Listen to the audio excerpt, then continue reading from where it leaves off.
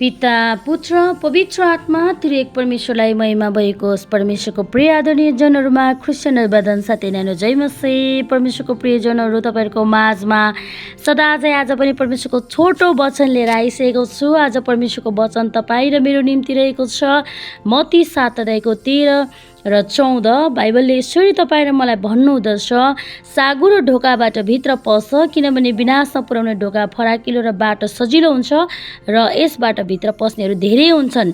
किनभने जीवनमा पुर्याउने ढोका साँगुरो हुन्छ र बाटो कठिन हुन्छ, जसले चाहिँ जीवनमा पुर्याउँछ र त्यो भेटाउने थोरै नै हुन्छन्। आमेन। परमेश्वरको वचन पढाइ सुनामा परमेश्वरले हामी सबैलाई आशिष दिनुभएको होस्। परमेश्वरको प्रिय आदरणीय जनहरू, यहाँ साँगुरो र फराकिलो ढोकाको विषयमा परमेश्वरले आज ढोकाको उदाहरण दिएर तपाईँ र मलाई उहाँको राज्यमा हामी कुन बाटो रोज्ने भन्ने कुरा चाहिँ आज वचनबाट हामीलाई भन्दै हुनुहुन्छ। हामी मानिस जातिलाई सजिलो, राम्रो र आफूलाई मनपर्ने कुरा हामीले गर्दछौँ र हामीलाई त्यही कुरा गर्न मन लाग्दछ। तर परमेश्वरको प्रियजनहरू, हामीलाई सजिलो हुने कुराले तपाईँ र मलाई भोलि कहाँ पुर्याउँदछ भन्ने कुरा चाहिँ हामीले बिर्सिँदछौँ। र तपाईँ र म अहिले संसारमा हुँदा चाहिँ आफूलाई सहज हुने, सजिलो हुने, आफूलाई मनपर्ने कुरा रोज्दै गर्दा भोलि ती कुराले हाम्रो जीवनमा कति ठुलो समस्या र बाधा र अप्ठ्यारो कुराहरू ल्याउँछ भन्ने कुरा चाहिँ हामीले सम्झेको हुँदैनौँ। र आज परमेश्वरको वचनले तपाईँ र मलाई यति धेरै उत्साह दिएर भन्दै हुनुहुन्छ, साँगुरो ढोकाबाट भित्र पस। तपाईँ र मैले आज सजिलो ढोका खोज्ने होइन, तर साँगुरो ढोकाबाट भित्र पस्नको लागि चाहिँ आफूलाई तयार गर्नु परमेश्वरको वचनले हामीलाई भन्दै हुनुहुन्छ।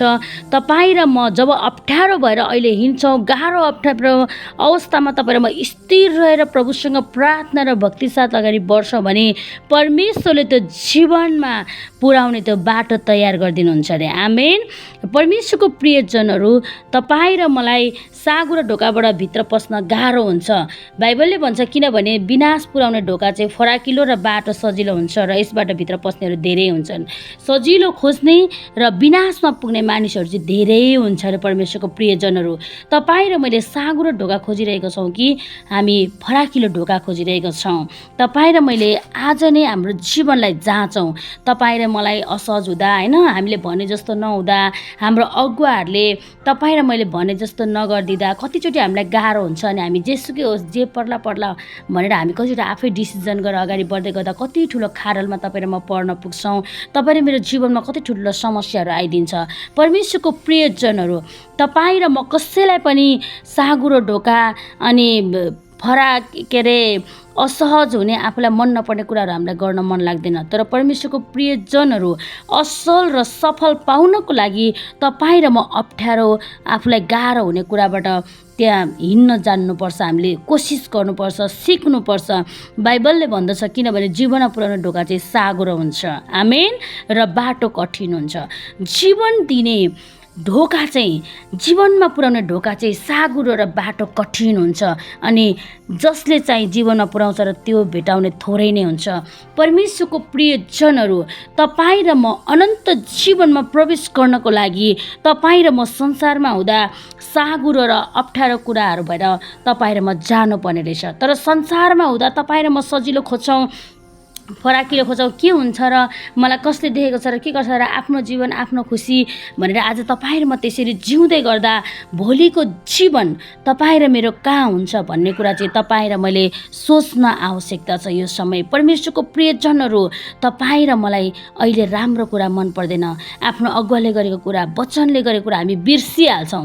हामीलाई मान्छेले सम्झाएको मन पर्दैन, बुझाएको मन पर्दैन, तपाईँ र मेरो भविष्य देखाइदिएको मन पर्दैन। तपाईँ र म त अहिले, हामी त यति धेरै मानिसहरू अहिले हट्ठी घमण्डी भइरहेको छ कि मेरो जीवन मेरो खुसी, अरूलाई के को मतलब, यताउता यस्तो नराम्रो शब्दहरूद्वारा आज तपाईँ र म हाम्रो जीवनलाई नाश गर्ने बाटोतिर जाँदैछौँ भने परमेश्वरको प्रियजनहरू, म तपाईँलाई आज यो वचनबाट उत्साह दिन्छु।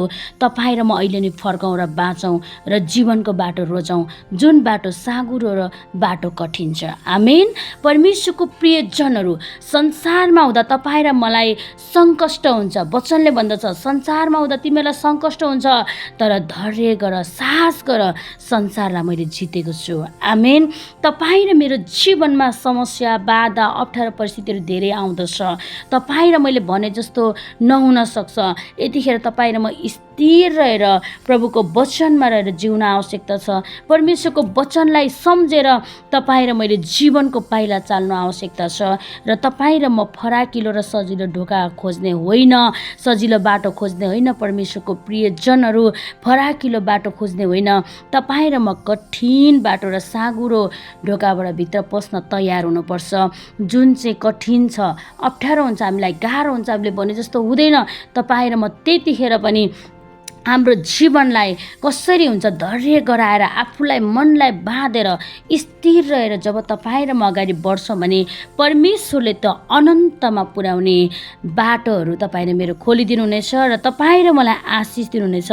जब परमेश्वरको वचनलाई हामी सम्झिन्छौँ, तपाईँ र म परमेश्वरको वचन अनुसार जिउँछौँ, अनि तपाईँ र म अनन्त जीवनको लागि त्यो बाटो तयार गरेर तपाईँ र म अनन्तसम्म परमेश्वरमा रहनेछौँ। आमेन। र परमेश्वरको वचनले भन्दछ जसले फराकिलो ढोका बाटो खोज्दछ अनि जसले चाहिँ सजिलो बाटो खोज्दछ त्यसले चाहिँ विनाशमा पुर्याउँदछ, त्यसले त मार्छ। परमेश्वरको प्रियजनहरू, तपाईँ र मैले संसारको रमझम, संसारको हरेक कुरामा हाम्रो जीवन फाल्नु हुँदैन।